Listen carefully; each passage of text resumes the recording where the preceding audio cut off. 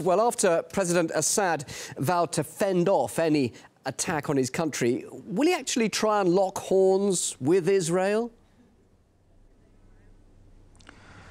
Well, we have to see what it means to lock horns. I don't think he'll go ahead with direct military conventional army warfare, but that being said, he might use other means. For example, we don't know what tricks Syria does have up its sleeve. For now, I don't believe that there will be all-out military warfare, although we have to remember that Hezbollah is one of Syria's allies. Iran is also one of Syria's allies, and it's important to note here that the head of the Supreme National Security Council, the Iranian Supreme National Security Council, Saeed Jalili, as we can see on your screen, is currently in Syria. So he might not respond directly with a direct, conventional army to conventional army warfare, but there might be other means used, targeting, for example, certain Israeli officials, stirring trouble for Israel in general. And I think that that's something which Syria is an expert at doing. Syria has, under Bashar al Assad and also under his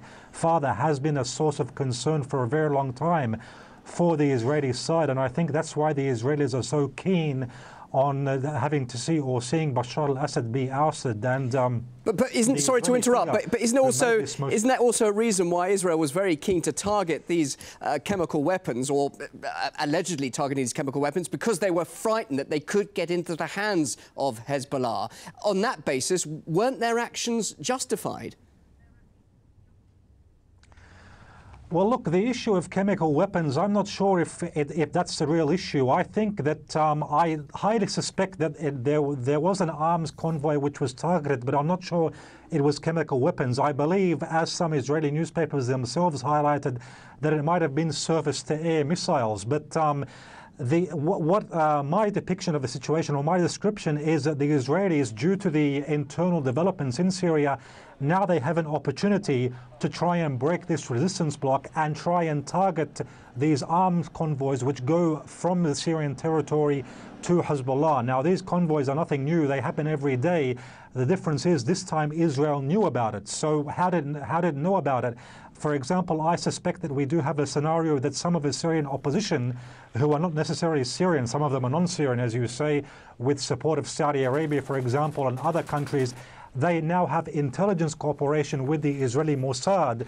And so this intelligence cooperation was able to enable Israel to actually go ahead and target this convoy. So I think basically what we're seeing is that Israel is trying to take advantage of the situation. So if you take that into consideration, I don't think that Israel has any interest at all in seeing Assad have the upper hand. And if you just let me include one very important statement which was mentioned by Michael Oren, the Israeli ambassador to Washington, in an interview with Fox News about 3 months ago. He said, if Al-Qaeda is in power in Syria, that wouldn't be good, but it wouldn't be as bad as having Bashar al-Assad in power. I think that just explains in general the Israeli perspective, that Israel wants Assad to fall because this will basically break down the Iranian Hezbollah-Syrian axis, which is the biggest threat to the Netanyahu government and to Israel in general. So therefore, with those ambitions then, okay, with those factors, are you actually talking about what everybody's feared, that the Syrian crisis could develop further into a regional crisis? We could see now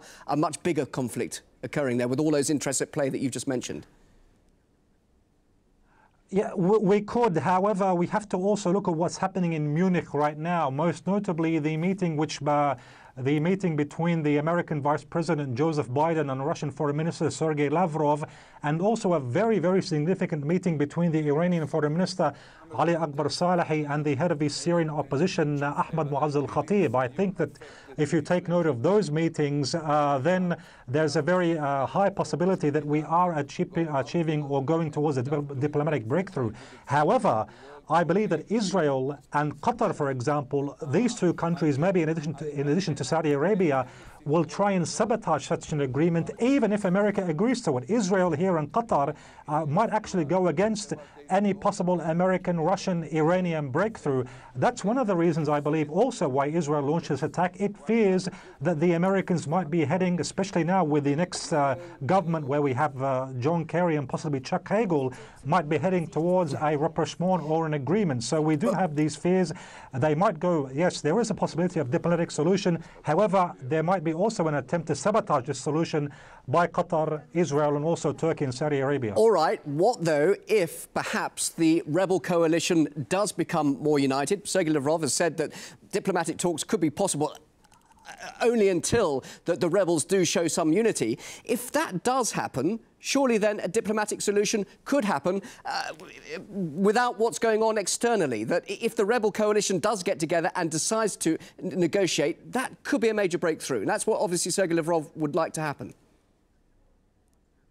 Yes, it could be, and I think that we're starting to see that. I think that the comments made by Ahmad Mu'azz al-Khatib when he said, I'm ready to negotiate with the government, I think those were very important comments, and all the indicators do point out that we have a very, very good chance now of actually reaching a solution. However, once again, I have to say, the problem is Qatar, which is the main financer, by the way, of Jabhat al-Nusra and these extremists, together with Israel. For the first time now, we're seeing some Arab countries and Israel being on the same side, even ahead of the Americans. The Americans, in my perspective, aren't actually on the exact same page here. So there are going to be attempts from some of these Persian Gulf Arab countries and Israel to sabotage such an attempt. The question is, how much ability do they have? In my perspective, I don't think that their ability is that much.